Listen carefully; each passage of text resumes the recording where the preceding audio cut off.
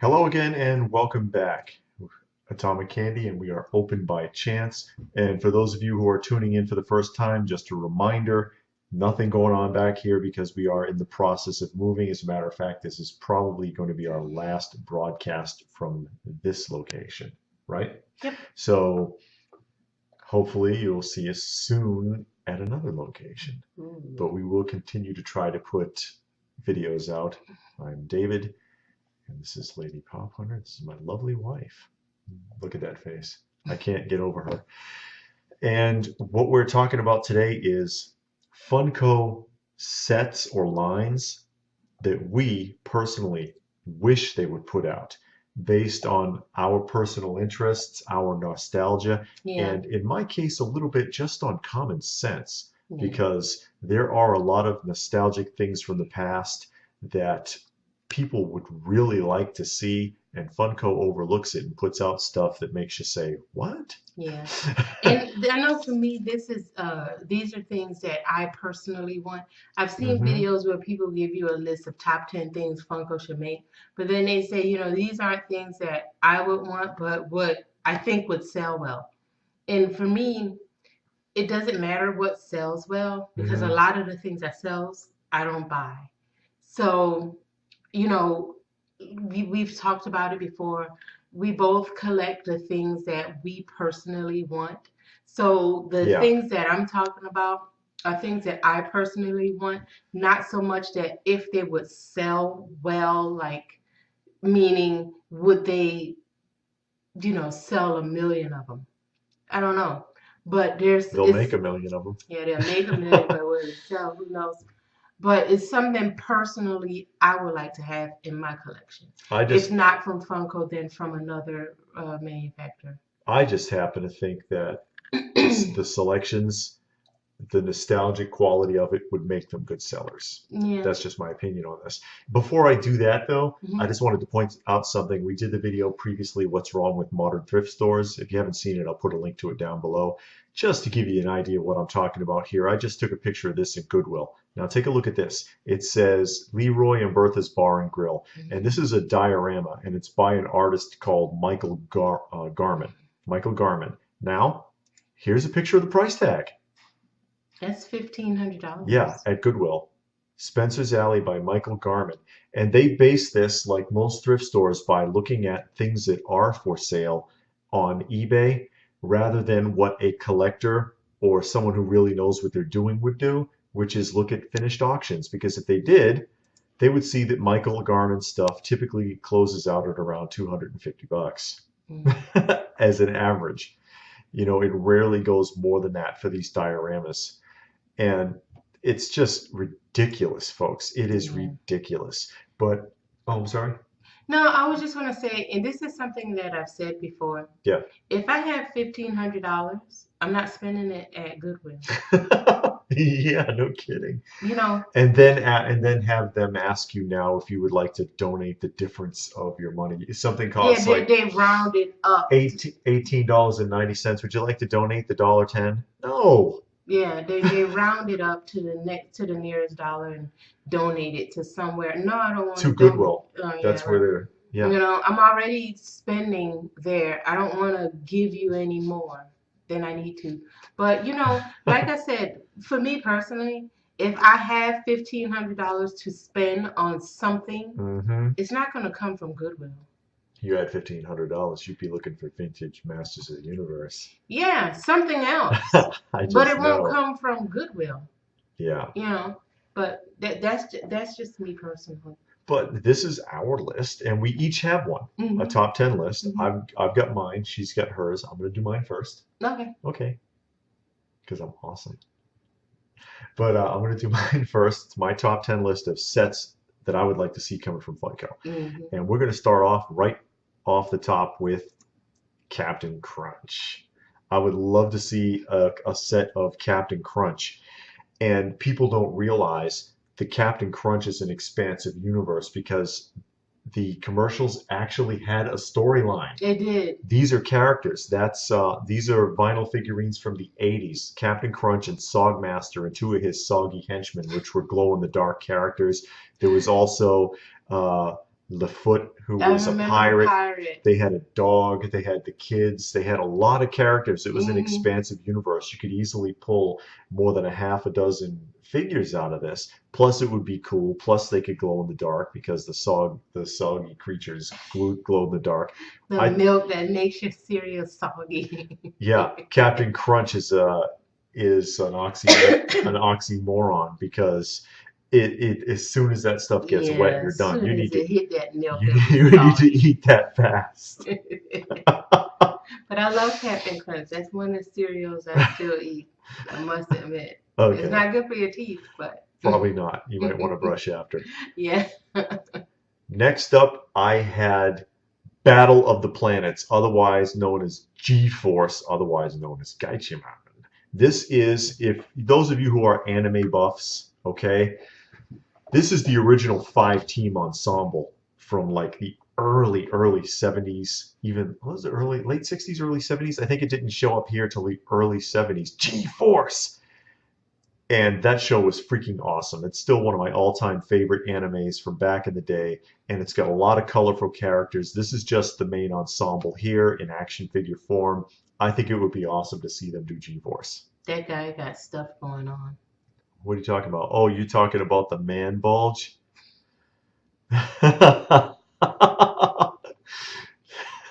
That's extra testosterone so that he can perform his duties. I guess. That's a bit much for an action figure. Next up, glowworms. And it's like, why do you want glowworms? As a pop? As a pop? Yeah, they already look like pops, and they all glow. Yeah, they all glow. Yes.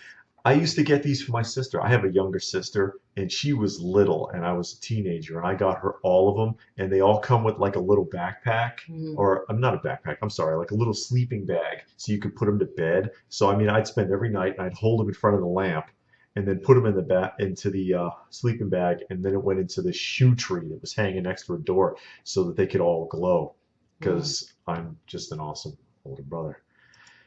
But glowworms. A lot of people remember these. I think that would be really cool. Plus, again, it's an expansive universe. There's like 20, 30 of them.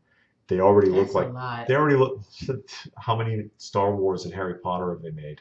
And it's too much of those. That's why. Yeah, and Stranger Things and all of that. God. They would have a field day with this if they were smart enough to pick up the contract. Yeah, and Funko, if you're watching, we said these first.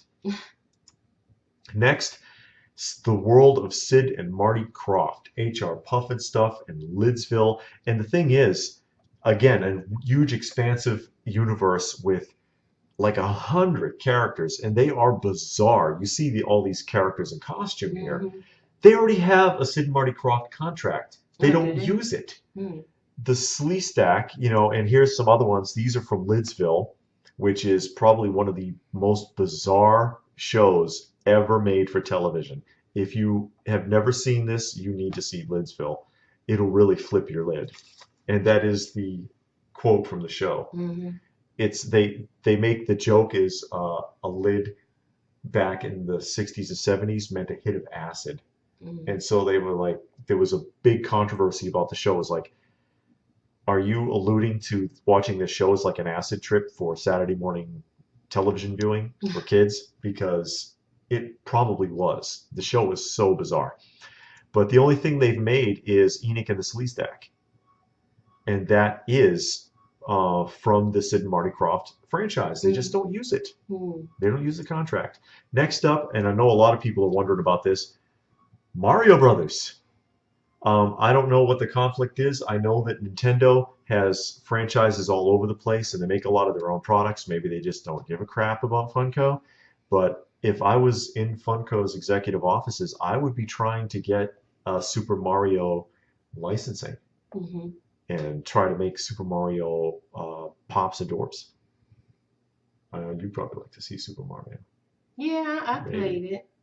I mean, when it first came out. Everybody from the 80s and 90s. Why is Donkey Kong in there? Remember, well, Donkey Kong is the original because from the original Atari and from the original was it Konami? I think the Donkey Kong Do you remember the original Donkey Kong arcade game from like But I late thought this was supposed to 70s? be Super Mario Okay, Brothers. but remember from the late 70s? Mm. It was that princess, and it was Mario was the one running up the ladder. Oh, okay. So he's the original one. Mm. Rainbow Brite. And this is another, again, a connection with my sister. It's an expansive universe. They still make them. Yeah. Hallmark still makes Yeah, I Rainbow remember Brite watching that as a kid. and the sprites. And it would be cool, I think, to have the Rainbow Brite and to have a sprite in the package with it. Like they did with the Fraggle Rock. Yes. Every Fraggle Rock character has a doozer. And they could put a sprite with each one of these characters. And I think that would work really well. And again, it's something that's just a little bit of nostalgia for me. I probably wouldn't even collect them, but I just thought of that because of my sister. She had a bunch of the Rainbow Brites. Oh yeah, the Mattel Shogun Warriors line, which is a bunch of mechas from back in the day. You're talking about Dangard Ace and Mazinga and Raideen and all of those characters. Guy King is in there. These are the original big mecha anime robots from back in the early to mid 70s.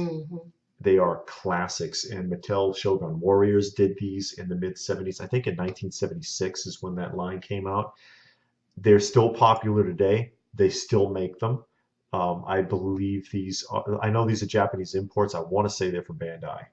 Figuarts from Bandai, but the popularity has never waned with these giant mechas. Yeah. And I think that would work, even though when they did Voltron, they made them like a 3-inch. And I don't think they should be 3 inches. I think they should be 6. But what do I know? I don't work at Funko, right? Next up, the Silverhawks.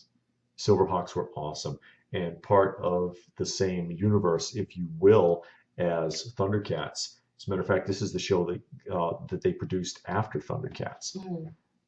Only lasted 2 seasons, just like Thundercats. Yeah.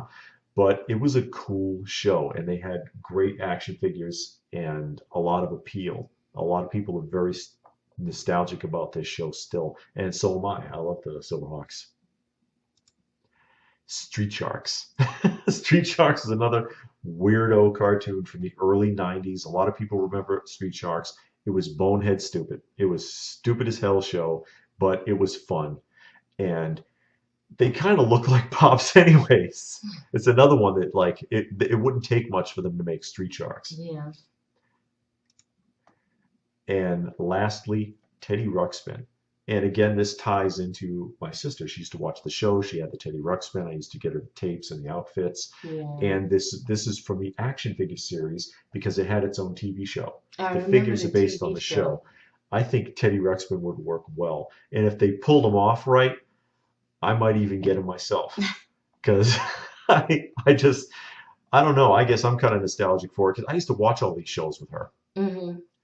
And I guess that'll do it for me. And now we can talk about your amazing list, your top 10 list. So what do you got? Okay, so the first one you got here is Coming to America, but that wasn't my pick. Hey. It wasn't.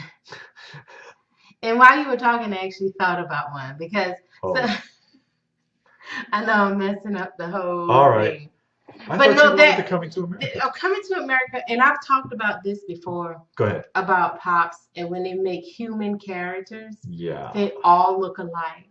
So I like getting cartoon characters because it looks more like the actual figure. And Coming to America would be cool just because that was an awesome movie. It was a great movie. And it's one of those timeless movies that you can watch at any time. Yeah, it's still valid. And it's still funny. I mean, you got some you got the feel of the 80s, but it wasn't so deep in the 80s that if you watched it today, 2018, you would be like super What am lost. I looking at? Yeah. And that was just a good movie, but I do like that. But one that I thought of while he was talking, as far as the line would be Mother Goose. Because you have a bunch of different Mother Goose characters, like Humpty Dumpty, the mother in the shoe, and there's some others I can't think of. While you were talking, I thought about a bunch. Little Boy Blue. Yeah. Come blow your horn. And what Mary on the little tuffet. Uh-huh. So I Miss mean, Muffet. Miss Muffet. So you had a lot in Mother Goose that I think would come off pretty good as a pop. So I threw that one in so he doesn't have a It's okay. We we can sideline Coming to America. I know we had. But I do like Coming to America. But as a pop, it's going to look like any other. Yeah, we had discussed it, but yeah, you're right. They kind of make the human characters boring. Yeah, and I said and I am getting out of the pop thing, but really with the human characters. Because they all look alike, there's no features. I mean, you might have a beard on one or a funny hairdo, but it looks just like any other. You really see that with their sports figures. With the sports figure, it's the worst. But when you get to cartoon characters, they have more detail. Yes, they do a lot better work. Yeah, so the next one. Oh, Dexter's Laboratory. Oh, I love that. Dexter and Dee Dee was just amazing. If you ever watched Dexter's Laboratory, I would love to see that as a pop. I think it would come off well. They already did Powerpuff Girls, so they've got the license. Yeah, and Dee Dee would look, well, no, her legs are so long. But anyway, I think that would be a good one. Dexter and Dee Dee. Well, all of the characters. Yeah, all the characters. He had his arch nemesis. Yeah. I can't think of his name. Inspector Gadget. That was a good show. So I would like that. And Mr. Brain. The only one who knew what was going on. Yeah. The dog. I can't remember the dog name. And Penny. Penny and the dog did all the work. Inspector Gadget was just a mess. You know what would be cool is if the figure was made so that you could extend his arms and legs. If it was socketed and you could pull it out a little bit. And then they could also do a pop ride because he had that car, the Gadget Mobile. Gadget Mobile. Mm-hmm. The dog's name was Brain. Well, what was the guy with the fists? Dr. Claw. Dr. Claw. That's right. Brain was the dog. Okay. Mm-hmm. And they would have to make Dr. Claw with like something covering his face. Yeah, because all you ever saw was this. You only saw from behind. Yeah, and pounded his arm on the table. beating on the desk. I'll get you yet, Gadget. Mm-hmm. My favorite Knight Rider. And he's already in position for a pop ride. Yeah, because the pop ride, they're always sticking out of the top of the vehicle. He was always sticking out of the top of the vehicle. Yeah. But I think that would be good. And also, I would like to see that as a Jada Metal too, or Pop or Jada Metal, because I think they did a good job, especially with that Batman. Oh yeah. When Jada did the Batman, I think they did a great job when they had the car and then the figure, the Batman figure. So and I think that one would come off well because they do such a good job with die cast, and they do such a good job with cars anyway. I think that would transition very well. But since we're talking about pops, I think a pop ride would be cool. of Knight Rider would be real cool. And if they made a ride with Cat, it would be the same car. Who's Cat? Cat. Kit. No, Cat was the prototype. Kit was the second car. And Cat was like the evil car. I remember that. And then they had the one where Kit started transforming. That's when they really got stupid. I mean, the show was already dumb and cheesy anyway. But when Kit, sometimes that's fun. Though. Yeah, but when Kit started transforming, it just really went downhill after that. Mr. Rogers' Neighborhood. I'm on board with that one. I love that show as a kid. That and Sesame Street, I watched it every day.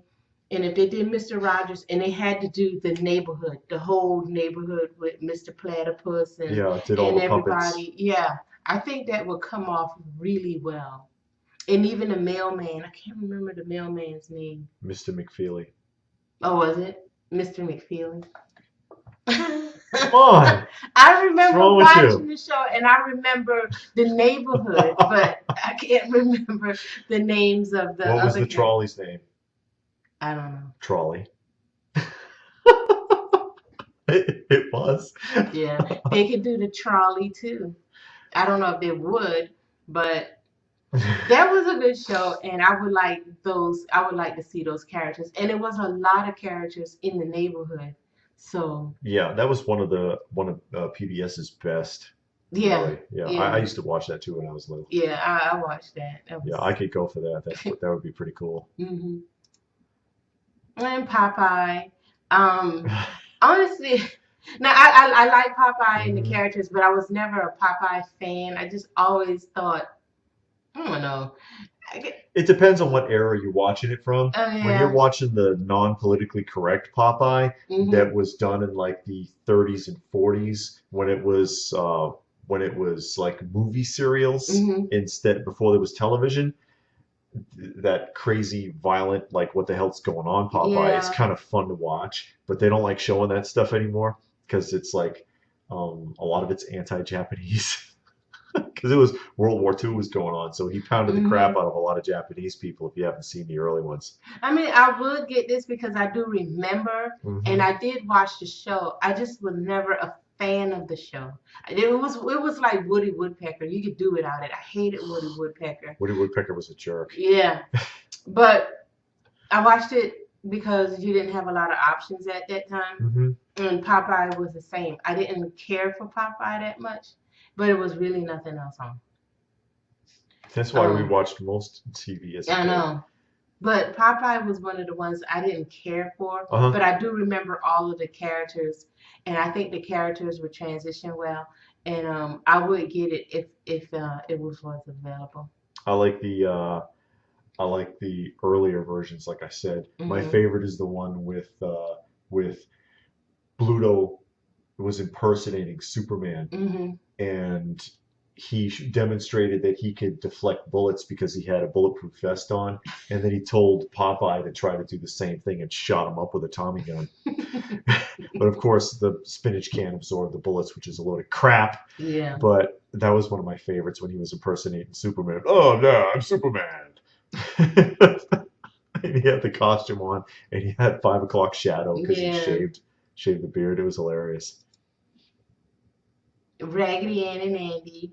Which most people don't realize was a massively expansive universe, and it Yeah. had its own TV show in the I used to 70s. watch the TV show, and I had a bunch of Raggedy Ann dolls, Raggedy Ann and Andy dolls Hmm. as a kid, and I still have some now.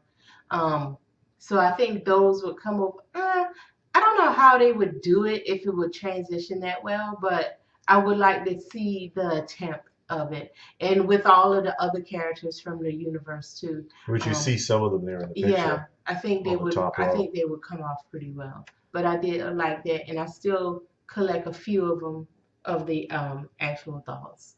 Yeah, a lot of people still nostalgic for Raggedy and the Raggedy Ann and Andy. The Johnny Gruelle Raggedy Ann and Andy line's been around for a long I time. remember I had a Raggedy Ann and Andy birthday cake one year when I was a Oh, kid. come on. Yeah, How old I, were you? I don't know. I was real young, probably like 4 or 5. Oh But my I God. remember that cake because my parents had it done, Hmm. and so it was the face and the hair. They went out somewhere. I don't know where, but because I It liked it wasn't so, Walmart yeah, because they weren't doing they that weren't then. doing that then, but they had it done. I was like, See, back in the day, you had to pull strings to get a cake made. It's not like nowadays when you can walk into the supermarket and flip through a wow. catalog and say, Yeah, "Oh, this one." they were actually creative back then. Yeah, You had to tell them what you want, and they did it. So probably tasted better too. yeah. I always thought this one should be made, especially since they're doing the ad icons and they're doing a Hmm. bunch of the cereals, Snap, Crackle, and Pop. Yeah, And knowing Funko, and it kind of makes sense, they would do it as a 3-pack. But even if they did it separately, I would still get it. yeah. And also, if anybody at Funko is old enough to remember, there used to be 4 of them. I don't remember 4. The fourth one was Pow. Mm, I'll find a picture of them. yeah, I Yeah. don't. When I was eating it, it was always 3. I always remembered 3: the snap, crackle, and the pop. And that But was it. I think they took them out because it was complicating the commercial to add pow. But Yeah, plus it doesn't sound right. Snap, crackle, pop, and pow. Oh! But that's how it went. But Okay. hey, they could make a chase out of pow. Yeah, if people would remember. Funko, you heard it here first. Yeah. People that are really into the ad icons, a lot of them would know. Yeah. Hold on. Tom and Jerry, my favorite. They should make Tom and Jerry, and they have the license already. Yeah, they do have the license, so they can make Tom and Jerry. And what they would do, I know they would, because they did it with Sylvester and Tweety. They made they put it in one package. That would be cool. Yeah. Actually. You put Tom and Jerry in one package, and they also have to do the dog. And his son, he had a son too. Who, Tom? No, Butch, the dog, had a little son because he used to train the son. Because Jerry used to get Tom in trouble a lot by setting Tom up to look like he was doing something to the son. And then Butch would come along, "What are you doing with my boy?" And then he'd pound the crap out of Tom. And they could also tie in other people characters from that are connected to that, like it would be cool. Like Droopy. It would be cool if they could get the maid, but then all you would see is her bottom half. You never saw, yeah. They never showed the whole maid. Yeah, they just showed the bottom half. Her legs and a broom. Yeah, beating at Tom. But Tom and Jerry would be cool. Yeah, I would want that. Yeah, with all of the other characters too. Or, oh God, yeah, Jerry's uncle. Jerry had an uncle, and Tom had a girlfriend. They had the episode where he had the little kid in the diaper, the little mouse. I can't remember his name. I remember Tom's girlfriend. Yeah, he had a girlfriend a couple times. That didn't work out too well. No. And then they had other costuming, like Tom and Jerry as the Three Musketeers and Musketeer outfits and astronauts. And yeah, there's a lot of options there. Two Stupid Dogs. That's a. The name says it all. It's stupid, but it's a hilarious show. I used to watch that. It's a hilarious show, and it's simple. You just got the big dog and the little dog, and that's it. Each one is as dumb as the other one. Yeah, and the big one was a little bit smarter, but that little one, oh my God, he was just. I don't know if he was just annoying or crazy, but it was a good show. Okay, and they have the license for that too. And last one, Cow and Chicken.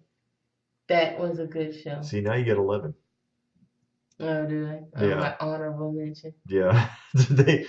Are they doing a Cow and Chicken? I don't think so. I don't remember. But Cow and Chicken would be good, and their Uncle Boneless Chicken could be like a exclusive or a chase. Boneless Chicken. Boneless Chicken was funny. He had an uncle named Boneless Chicken, and Cow was a superhero. When she became a superhero, she was Mexican. I can't remember what her name was. You don't remember anybody's name? No, but she spoke Spanish, and she was a superhero. Anyway, you have to watch the show. I guess that's it. Yeah. When you see us next, we will very likely be somewhere else besides this empty office. I don't know. In another empty room. Probably. But that's our top 21 and a half list. Is that what happened? I guess. Well, top 10 list, top 11 and a half. Yeah. But what do you think? I mean, you must have an opinion. There must be a set that hasn't been done that you would like to see Funko do. Let us know what it is, and go ahead and put it in the comment section down below. We do try to respond to as many of the comments as we can, although we might be a little slow in the next couple of days with responding to the comments. Yeah. But we do try to respond to as many as we can. We like to maintain the communication. Yeah. So please do like, share, and subscribe. Oh, also remember, the parody series is up, and I will hopefully be putting another one up this week. I'm trying to get it up by Saturday or Sunday for the parody series, and it will continue the misadventures of the Masters of the Universe as I see it. So please do like, share, and subscribe. There's a thumbs up. We sure do appreciate it. And we will see you again soon. So bye.